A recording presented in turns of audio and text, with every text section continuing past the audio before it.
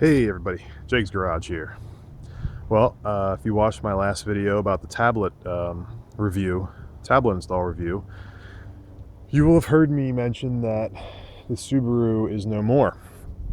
The Subaru, while I love that car, had 186,000 miles on it. It had some issues. The money that I was going to have to dump into it, and I still owed a few dollars on the little loan that I took out for it, wasn't worth it. Not to mention the fact that when all four of us, I have two kids now, all four of us would go for a ride, it was very cramped. So I started looking around, and the vehicle that kind of fit the bill for me seemed to be a Ford Explorer. Now, I'm not a Ford guy. I've never owned a Ford, not really into them, but on paper and for the money, the '06 to 2010 Explorers seem really nice, and they seem to really fit the bill. And I've had this for almost, I guess I've had it for 2 weeks now, and I love it. I really, really love it. So this video is just going to be a quick intro to it. Before I have some, actually I have some more videos I'm going to take today, and I'll explain why, but I want to get this intro out of the way. So this is a 2010 Eddie Bauer.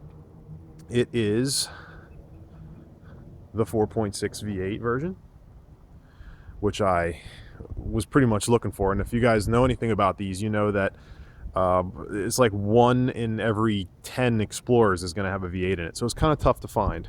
You see, there has been a couple things done. The previous owner did install a bull bar, and I'm on the fence about it. It kind of looks cool sometimes, and then other times I hate it.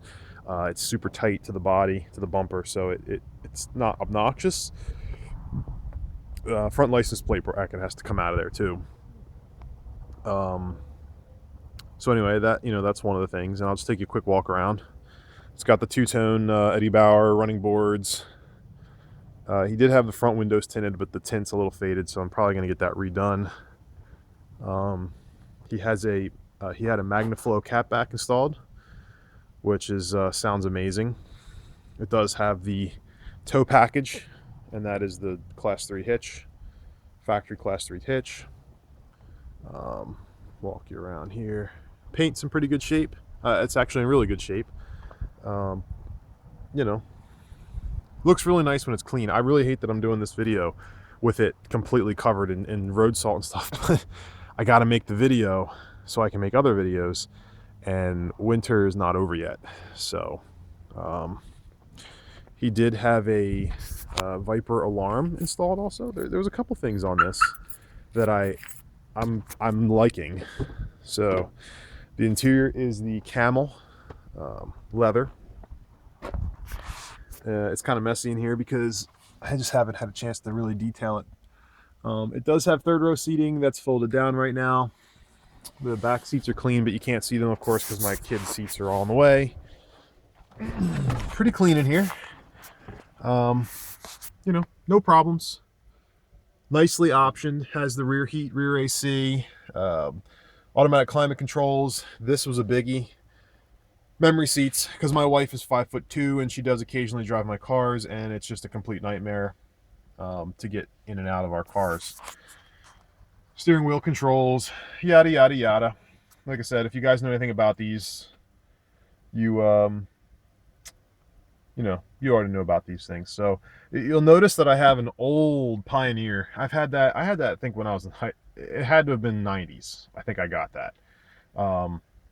He had a Pioneer AVIC Z130BT installed, and that was a very expensive radio, and I'm sure it was very nice. I couldn't stand it. It was very clunky.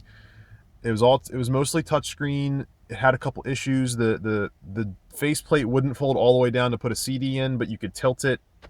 The navigation was okay, but it wasn't great. And the biggest problem I had with it, the thing had 50 pounds of wiring and 20 boxes and everything else behind the dash. I mean, you would not believe how much stuff I pulled out of there. The XM box, which isn't small like these new ones, it's a big one, like a VHS cassette. Then there was 2 antennas, one for GPS, one for satellite radio, then the microphone for the Bluetooth, then the traffic tuner box, and then there's the pack steering wheel controls. It was a mess. And then, big thick bundles of auxiliary cables run into the center console here. between that and not liking the radio, I ripped it right out. The other problem was with that, this truck actually came with the audiophile upgraded audio. So I believe there's an amp under the kick panel there. I'm not 100% sure on that. But there is a factory installed subwoofer and amp, and it was not working. And the previous owner told me that you couldn't hook it up unless you got this special iMedia something or other for like 80 bucks. I didn't believe that. So I went online and I looked, and I got the Metra. If you look up Ford subwoofer systems, you'll find a Metra install harness that comes with a little gray plug and 2 RCA connectors. Well, I hooked all that up and it still wasn't working. So I was like, okay, well, I guess this guy knew what he was talking about. So here, I'll show you the back while I continue the story. So I decided that I was going to double check the wiring because I don't like leaving things, you know, just kind of accepting that they don't work. So that's where the sub sits right there. So I ended up ripping off all the plastic. I mean, it was a big job. You know, this not really. All right, it wasn't really a big job, but D pillar, C pillar, this headliner molding, the bottom seatbelt bolt had to come out. The whole storage tray system had to come out, and then this comes out. What I found was pretty funny. The amp was never plugged in.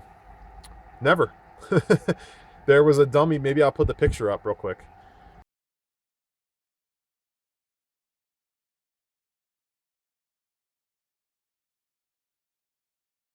There was a little plastic plug that looked like the female plug that was on the amp, and it was kind of pinned to the body, and the plug harness was just stuck right in it.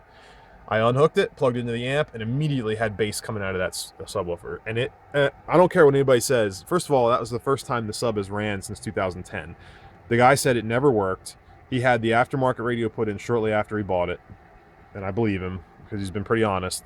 So, you know, I got a brand new sub and amp in here.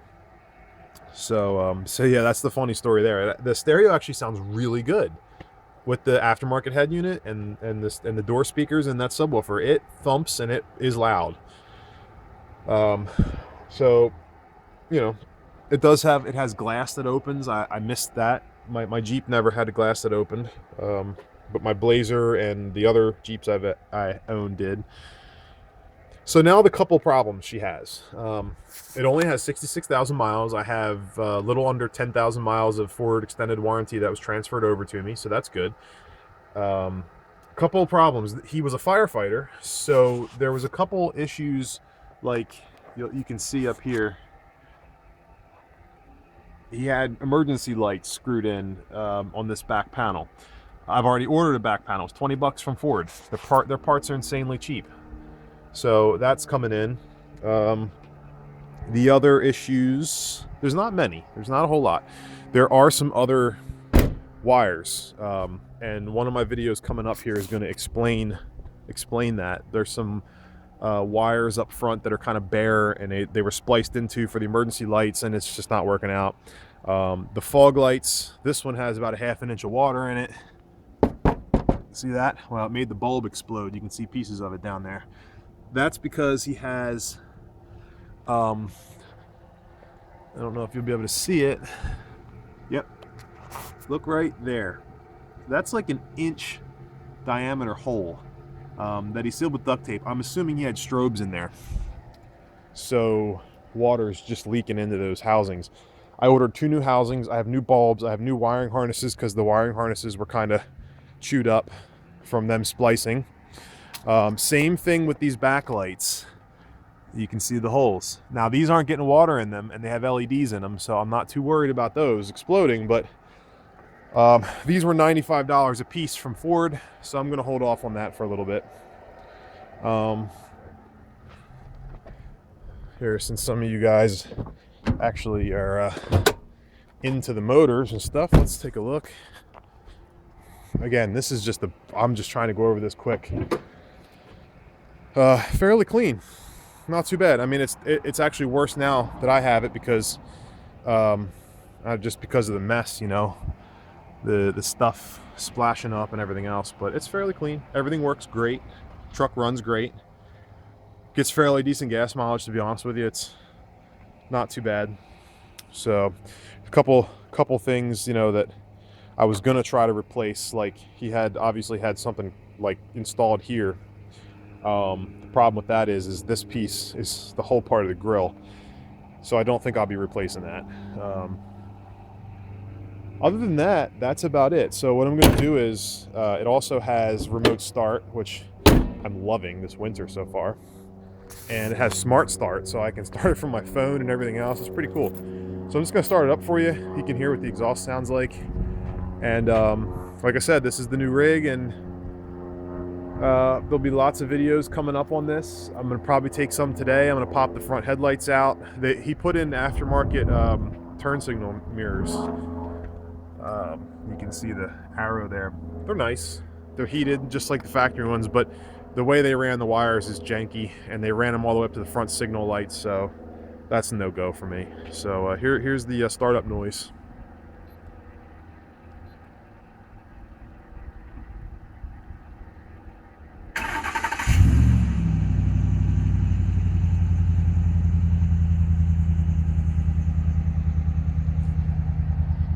It's got a nice sound to her. Everything works, lights work, everything works. Real nice. He's got real expensive LED lights just about everywhere. So